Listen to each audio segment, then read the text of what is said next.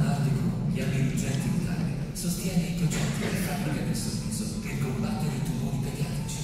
Visita la nostra e scoprirai capolavori di incomparabile bellezza che illustrano il fascino, l'eleganza e il glamour di un'epoca indimenticabile. Sostieni anche tu progetti di fabbrica del sorriso. Art Deco, gli anni lucenti d'Italia. Forlì, Musei San Domenico, fino al 18 giugno 2017.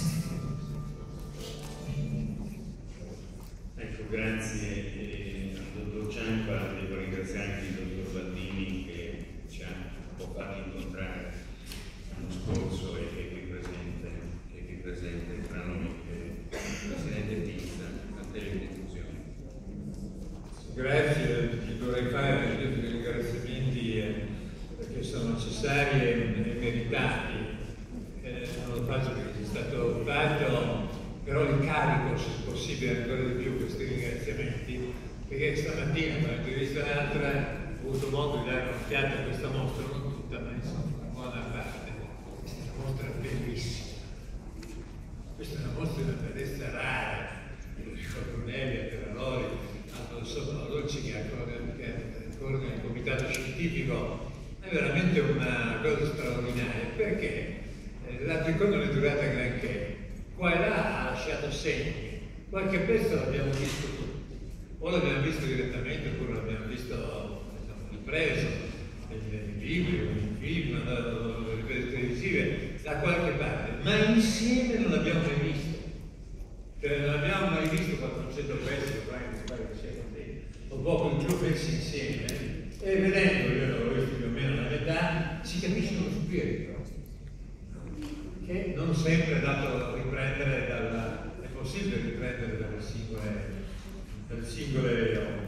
Quindi vi ringrazio molto, vedete già per tutti voi la nostra splendida.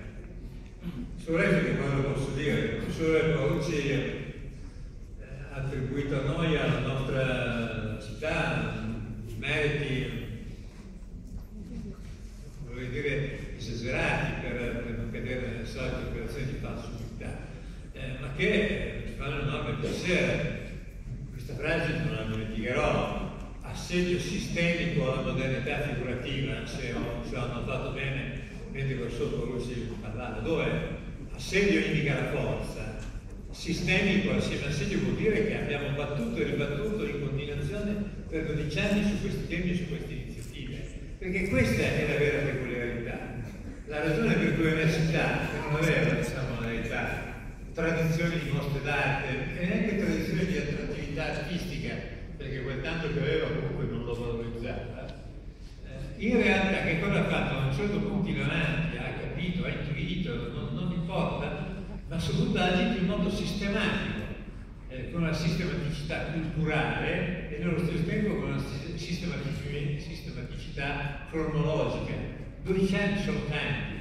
Una bella mostra si può sempre fare, quelle che non piacciono al professor Paolucci e neanche a me, che sono le mostre di tipo commerciale, metti insieme un po' di roba bella, magari dietro anche tanta roba che bella non è, e poi alla fine chiudi lì, tiri due conti di carattere economico e di quella mostra non si parlerà mai più perché in realtà non ha inciso nulla. Ecco, questo tipo di mostre hanno nulla a che fare con quelle che sono state fatte e che vengono fatte, che sono mostre di ricerca continua.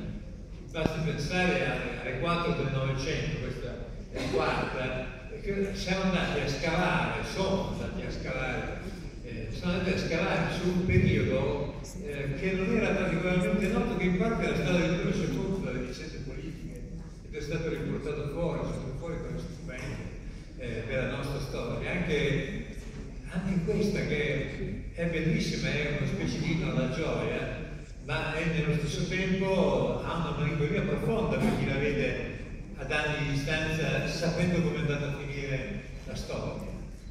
Perché questo inno che c'è dappertutto, alla bellezza, questo stile, questo atteggiamento glamour, però di cui si è detto abbastanza male prima, ma insomma, perdoniamo, in fondo il termine glamour io l'ho usato la prima volta a proposito delle attrici americane di fine del dopoguerra che avevano, si diceva, particolare glamour, cioè avevano particolare fascino, perché non sarà molto classico, ma insomma possiamo accettare. E poi invece è un periodo che si spegne in 2 o 4, perché sono generazioni che sono trovate addosso tutto, la grande crisi economica, le dittature, le singole guerre, la guerra mondiale. È impressionante vedere il mondo in prospettiva, cioè, vedendo persone che hanno creduto di trovare una chiave del futuro e forse l'avevano anche trovata a modo loro e non sapevano che aspettava un futuro completamente diverso. Quindi una splendida mostra per l'iniziativa,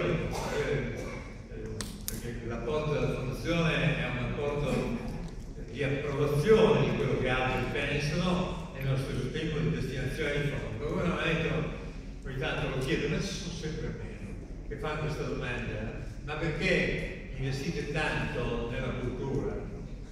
Anche Sky prima, questa domanda per esempio, che cosa ha di più una città che ha grandi mansioni culturali, che migliora le persone? Cioè la cultura non si giustifica unicamente in ragione dei risultati economici che dà, o anche dei pur importantissimi risultati sociali, si giustifica per il fatto che migliora le persone. Una città in cui ispira l'area della cultura è una città diversa.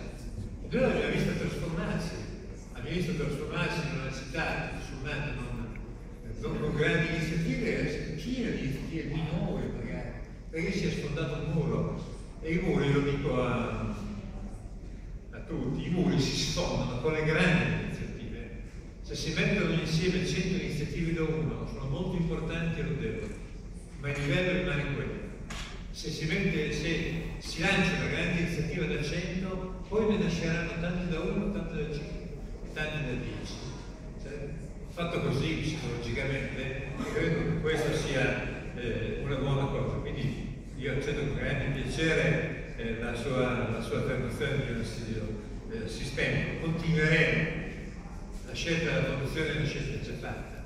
Continueremo finché avremo idee, finché saremo assistiti da persone di questo livello che sono in grado di darci le linee culturali che possono essere sviluppate, continueremo. La strada sarà questa. Devo dire, in conclusione, devo ringraziare il dottor Ciampa. Questo è stato un incontro fortuito con l'Omnibus di Mediaset come Media Friends. Ma queste sono le cose che avvengono quando si attinge un determinato livello. Cioè, quasi naturalmente le iniziative nei vari settori, che sono tutti di buon livello, di eccellente livello, come questa vostra, come quello che fate voi nel settore della solidarietà attraverso la vostra office, incontro anche con altri del mondo dell'economia che sostengono iniziative. Queste avvengono quando a certi livelli, diciamo, omogenei, e rendono molto bella la cosa. Cioè il fatto che Media Friends dedichi tanti, con l'intervento amichevole di Gianluca Baldini, di altri, dedicano tanto spazio alle nostre iniziative, ovviamente promuovendole, ma il fatto che poi il tutto possa ritornare anche in disponibilità finanziarie notevoli, che vengono ridate e messe in circolazione a favore dei bambini malati, questo dà anche una forte eticità all'iniziativa. Cioè si ha la sensazione di lavorare non solo per il bene, ma anche per il buono, per il bene. E credo che questo sia un suggello ulteriore che possiamo dare alla nostra mostra. Vi invito a visitare, mi piacerà moltissimo.